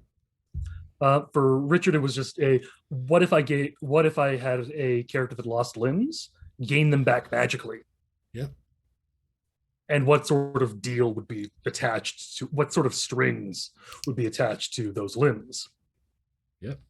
And so then I started with a demon, and then I moved to fairies, then I did a bunch of other things. Just yeah, that's actually that was something that. we didn't. That's something we didn't talk about tonight. Was the inspiration for the character themselves? So many of us are DMs who Oh, I maybe make don't get to play lots of characters as much characters. as we've like to. But yeah, while we're talking about backstories, inspiration for your characters. Doesn't have to be this one if you don't want to share, but This is gonna sound, whenever I mention how I come up with my characters, people are always like, "Are you sure you're okay? Do you need to go see no, somebody?" well, you're definitely in the right place. So yeah, yeah. I talk about it as like almost like a boardroom table in my head. And different ideas pop up, and sometimes at this point, between different NPCs and characters, other characters are spin-offs of existing NPCs or characters that I have in my head, that if something were to be different about them, be it race or class or motivation or abilities, that's what they would then become. Yeah. Sometimes it's as basic as, hey, I've never played this race, I would love to do that. Yep. Or other times it's way more complex. So. Sure, absolutely. I mentioned earlier, Guy was a warlock that should have been a bard. That's a great sentence. I use that one all the time. A blank that should have been a blank. A druid that should have been a cleric. Any of those, just pick two, and it just take that tension and just play with it. Right? So. My start off point for this one was I need a character that can see in the dark for a change. Honestly, mine was, I need a character that can't be seen in the dark. Yes, yeah. Both very valid answers to you want to be in a dungeon crawl. Really, really fast. Yep. That came up last week Wednesday. Yep. Damn, I did it again. Every time I make a character, they can't see in the bloody dark. And you're in my game, so it's all in caves. Yeah. Well, actually, you guys are doing Lost Mines of Phandelver, and you're in the ruins on the top of the hill. So, you're in the dark. I haven't been completely a jerk to you, because you're also only 6 inches away from dragging your forehead on the ceiling in this place too. So. Oh, that's that. As a Goliath, yeah. Yeah. I was gonna say, wait, no, now I'm concerned. Yeah, I was thinking this one. Well, this guy's really short. Well, there you go. But yeah, no, the other. Yeah, that was also another thing that I immediately popped into my mind when I said, "Guess what, guys? I'm playing a Goliath." Like, oh, that might be a problem. Can't see again. Karis, thank you. And my forehead's bouncing off the ceiling. Yeah. Karis, thank you again for that. That is a brilliant one. We have real clear policy here at Dirty 20 Gaming. Anybody that wants to play gets to play. The only rule is we stream this stuff. Oh, go. Fits into a bubble with one word in it called inclusivity. Yes. And because of that, what she mentioned was vision impaired players. We can work with that. I can make the maps bigger. I know a couple people who have got the resources to do this. There's always solutions, and the big community that we've actually got a channel in the Discord, Inclusivity Tools. If you find anything that helps, put it in there. So thank you both, Karis and Thunderscape. Yes, both of you specifically for that. I've got people I've played with in the past that were not comfortable speaking out loud. And so I am more than happy to play by text for one person. I will do that. I want to share the joy, and I will do whatever it takes.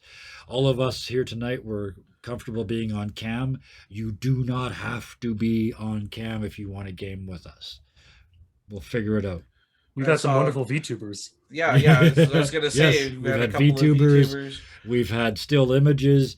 We've made character art and put it in your spot instead.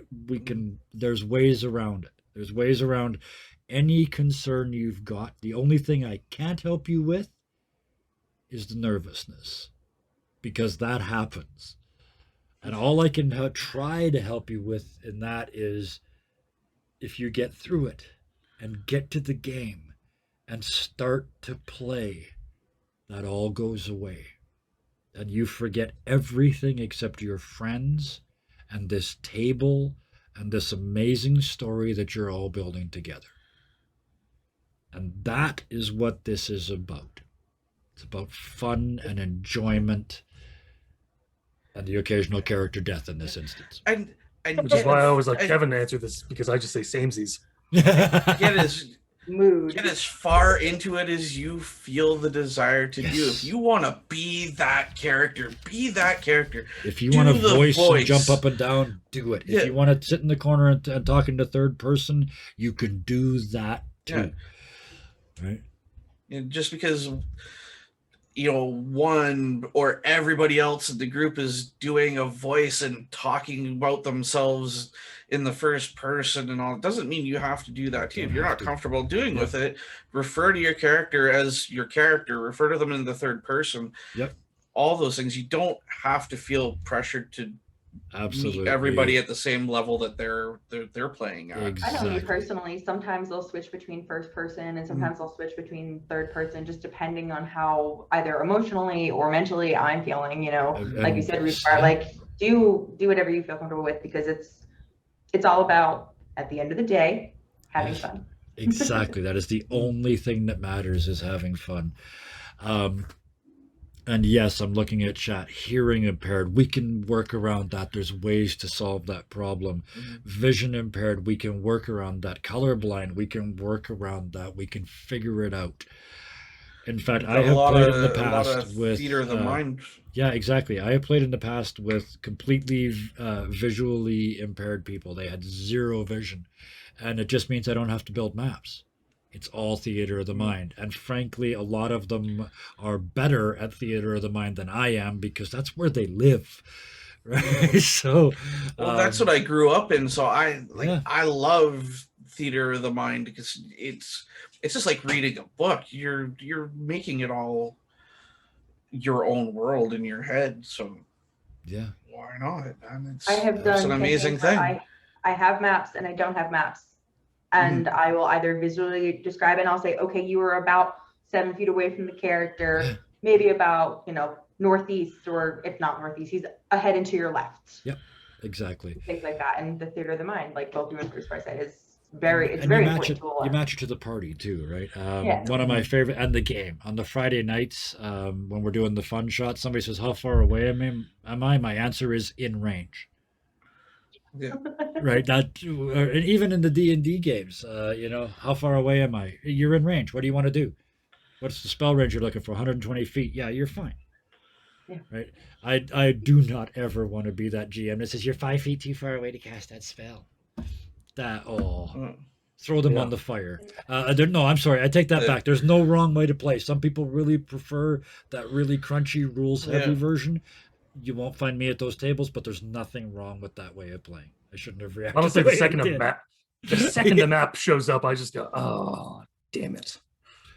And other people do stuff like only use maps for measuring or for cover, right? And that's good too. I'm a war gamer too. We used to do tabletop war gaming, so I process cover and moving from cover to cover, and 7 spaces is 35 feet. I know that, so yeah. Sometimes the game really requires it. You think about all that stuff where if you don't use cover, you're dead. Like Shadowrun. Yeah. Yep. And again, depends on the game. Some games are really crunchy like that. Some games the combat is really abstract, and there's no blood and gore and violence. It's just you've knocked them to their knees, and then the next thing they slump to the ground, right? So no wrong way. But I ask again, what did I miss? Because I always miss stuff. Okay, I'm just waiting for. There's nothing, so I'm going to go back to how I make a character. Yes, please. Yeah, let's talk about that for a while. Just always, I start off with a concept of something, or I read something and I think that's cool. I want to do that. That's how, honestly, Creature Mate came into being. I looked into Unearthed Arcana and I went, "Ooh, what's this?" Click, click, click, click, click, click. Ah, and I just went directly into that.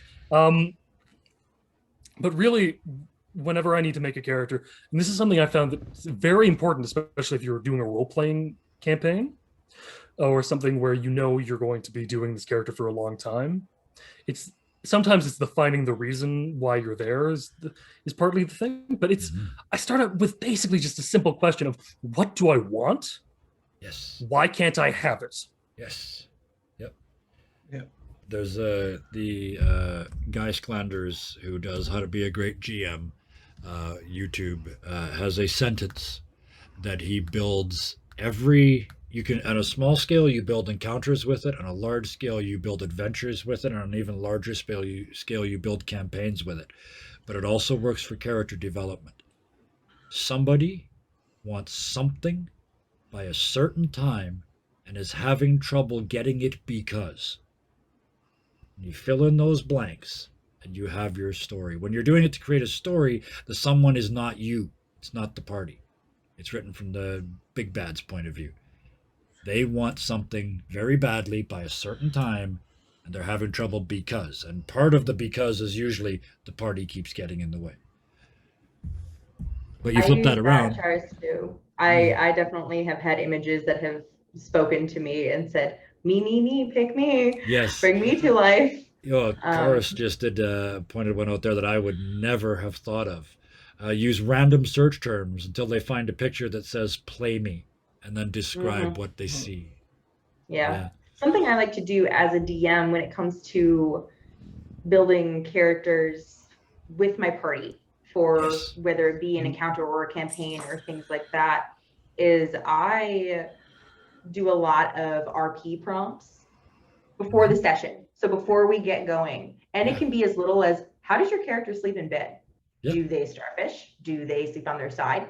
And it can be, you know, Kevin, you asked about Nemesis things. I did an RP prompt for my party several weeks ago that was, you woke up one morning and you are in your worst enemy's body for 24 hours. Yeah. What do you do? Wow. Who is it and what do you do? You know, so it can be so simple as, what do they like to eat for breakfast, to as deep as things like that. Right. And, you know, it kind of gets the ball rolling sometimes, because, you know, sometimes diving into session is a little hard and getting into character and things like that. Wow. I'm listening, but I'm also doing that with my last character in my head as a whole. because Guy's nemesis is himself. So he was his own worst enemy until the very end. He was his own worst enemy. So yeah, absolutely. I actually had a player who answered a similar question of like his own worst enemy is himself. Yep. So, until like a lot of stuff. It was a coming of age story arc, and he finally, once he did that and grew up and became a big boy. Yeah, he is. Yeah, I just realized that my two main points for creating a character have almost always ended up boiling down to asking the DM, what do you need? Yeah, what do you need? And then finding something that, like, what haven't I done? Yep. So they go, well, we don't have a healer. Okay, well, you know, paladin, cleric, something like that, which almost always ended up happening for me. And then going, what kind of race haven't I played yet? Well, let's do something like that. And okay, well, that's not a favorable race for that class. Who cares? It's going to be more fun this way. Say the contrary. The contrary ones are always fun. Oh yeah, I think I start with what class haven't I really done either in depth or just at all, and then I start looking through other things. I made a Grunge Barbarian based on dexterity, just to see, just to see if it would work out. And for a really weird change of pace, my alternate. Oh, I like. I logged into D&D Beyond with my wife, and she's never built a character before. And I said, "Here, make this for me. Make me a character." Yeah. Have fun. And we ended up with a dragonborn bard. Perfect. Yep. Yeah, that works well. Yeah. It actually ended up working quite well. But it seems a little bit out of place, right? I immediately got him in a toga. Speaking in the Roman forums, I don't know. Orator. He's an orator. Yeah, that's his bard. His bard is his oration. Yeah, literally. There was a game years ago that had the class in it. Wasn't orator. It was basically instigator. Your special ability was start riot. Demagogue. That was it. Yeah. The class was demagogue. So yeah. You had things like make spectacular entrance was an ability. Yes. There's a lovely magical I played item. that game, It's that just character it's for 2 just a sessions and wonderful then got cape. asked to leave. Cape. There's this really cool magic cape that always blows dramatically. Yes. Oh, For you? Cape of billowing. that's It's all a it does. canon item. Yeah. Yeah. It's I a love common it. magical item. Cloak of billowing. Yeah. Yep. Like you want to seem extra flair wise. Like I was looking through magic items and I went, Guy should have one of these. Yep. And Yep. I told that to Sean and he went, no, he doesn't. And I went, why? No, the hell are at you that so-" point, he was still trying to figure out how to get my cloak of many things off of me. Because I kept reckoning, yeah, don't give creative people a cloak of many things. Don't do that. You're if trapped in a creative room. No, we're person- not. What do you mean you're not? I have a window and a door. We're not trapped anywhere. You're in a room with a bad guy and he wants all your money. Okay, I give him 1,000 gold. Where'd you get 1,000 gold? I ripped it off my cloak. that was actually another one that I thought of as I had a DM that basically all you had to do was go, hey, can I have one of these? They said, sure, why not? Because they didn't even really know. Yeah. They didn't know what they were giving you. That's So the GM trusting themselves, right, to be able to Yeah. deal with any mess that you make. It's like, I got this. Don't worry about it. And sometimes you Yeah. don't. And that's where you can see the sweat start to run. But yeah, it works. yeah. The party's supposed to Yeah. win. I always look at the magical item and I look at this and I go, oh, this is hilarious. Yes, Yeah. absolutely. Take Yeah. it. Yeah. Show There me I what go. you can do. I'm so excited. Yeah. I've had like 1 or 2 times I've looked at something and I went, how would this work? And if someone came up to me and said, can I have this item? And I would look at it and I go, that specific item. And I'd kind of go, sure. Yeah. I don't know how you're going to make it interesting, but I look forward to it. Yep. It is or rare that I come up toss with a it, though. toss a curse in there somewhere that they don't know anything about. Oh, yeah. Or but, surprise, it's sentient. Oh, Chad, like Chad I- again mentioned something here too. I think it was in response to Roosbar. I thought a party needed to be balanced until I watched a campaign called Too Many Warlocks, where the party Yeah. was 4 different kinds of warlocks, and Scard and I were both part of that, and it worked. And the Oh, yeah. GM was really worried that they were going to kill us. That was going to be like a TPK every week because 4 warlocks, come on. But that's 8 spell Hey. slots every short rest. Good luck. Yeah. And he threw I in didn't one even- healing wand, and that was it. That's all we needed. Because Yeah. beyond that, you've got the money to buy healing potions. You don't need a cleric. So And I was a crazy person that always decided, I'll be melee focused warlock. Yeah. Oh, Blade Locks are a great Didn't character. work. Yours didn't. No, but yeah. It Well, can it- work. I the I thing is- didn't do it well. Well, the trick with a blade lock. We're getting technical. This has got to be a different show. But quickly, the trick with a blade lock We'll is talk about still subclasses some you're other time. still a glass cannon. Oh yeah. You step in, you deliver one mighty friggin' blow. You take one in return, and you get out. That's how you blade lock. But anyway, Yeah. that's a That we'll wasn't do what for that another wasn't my show. We're gonna- character though. That was How to just- max, yeah. We'll do how to be really efficient and how to be really not efficient with various classes in another show. Because yes. that's fun too. I love building characters. That's around episode weaknesses. 3. Yeah, weaknesses and flaws. rather than- I don't know what episode 2 is yet. We'll figure Well, it out. we got 2 weeks to figure that out. Anyway, I think. Anybody have anything else they'd like to add?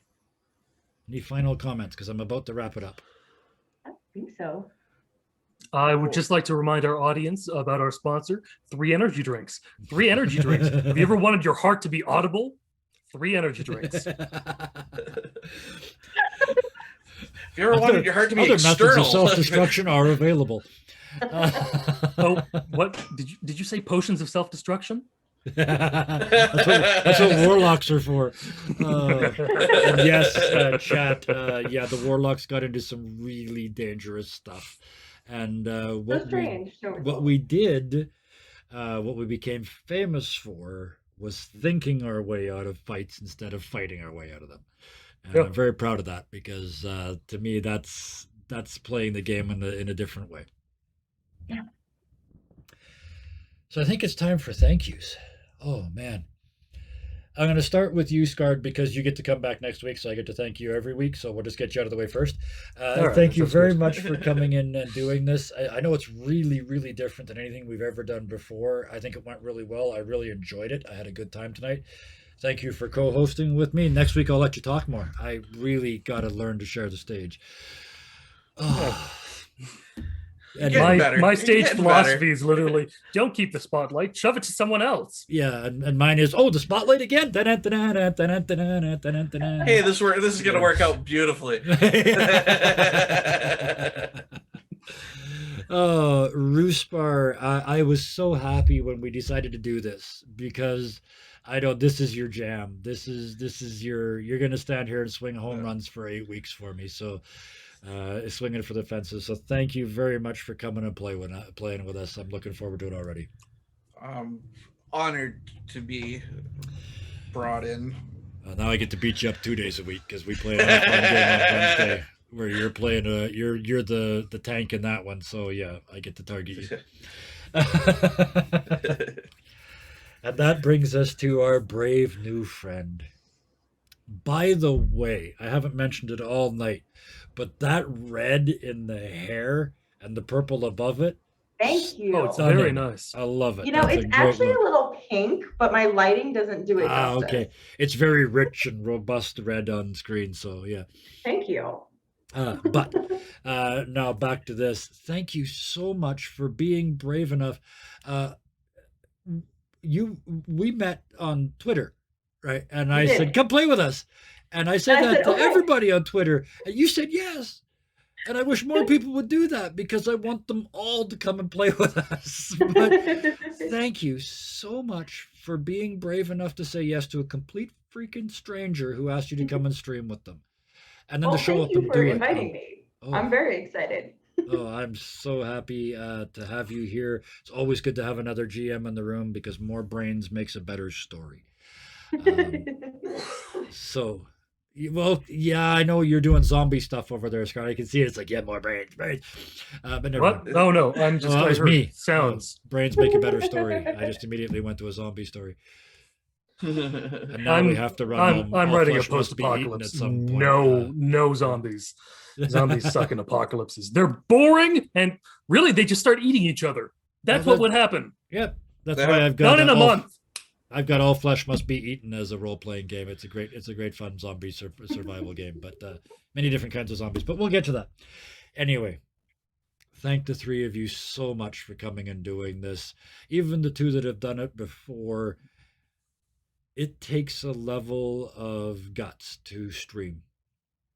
Many people would rather die than be seen in public performing. So I appreciate everybody that's got the guts to come on this show and do this. Thank you, all three of you. Kevin, if I can do a couple thank yous. Of course you can. Firstly, I'd like to thank you for just having this wonderful channel where everyone is welcome and it's inclusive and it's fantastic to be here.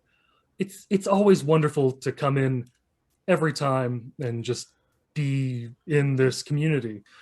Even if I'm not typing a lot, I read a lot of what we put in. I love every single person in this community, and I'm really happy that Kevin, you decided to create this awesome place. And also, I'd like to thank our wonderful viewers who are watching and sending in lovely little tiny, what are they called? Comments. That's it. Yes. The words. It's free energy drink. Sometimes the words get away. Look, it's like a spider web of thought. Sometimes the flies that are specific words break free. I don't know. Spider web of thought. But still, thank you everyone. Thank you everyone that decided to take some time out of their day and watch us talk about stuff. And thank you to everyone who's going to watch us later on YouTube and other places and wherever you might see this. Yes. And and thank you, specific person that grabs your friend and says, "You should watch this. It's good shit." Thank you so much. Absolutely. Yes. Thank you to everyone. And Kevin, can we say this together, or is it just would you like to say it on your own? You know what? I spoke enough tonight. Would you do the honors, please? All right. So thank you. Have a wonderful night, day, whenever you're watching this. And as always, be nice to each other. Good night.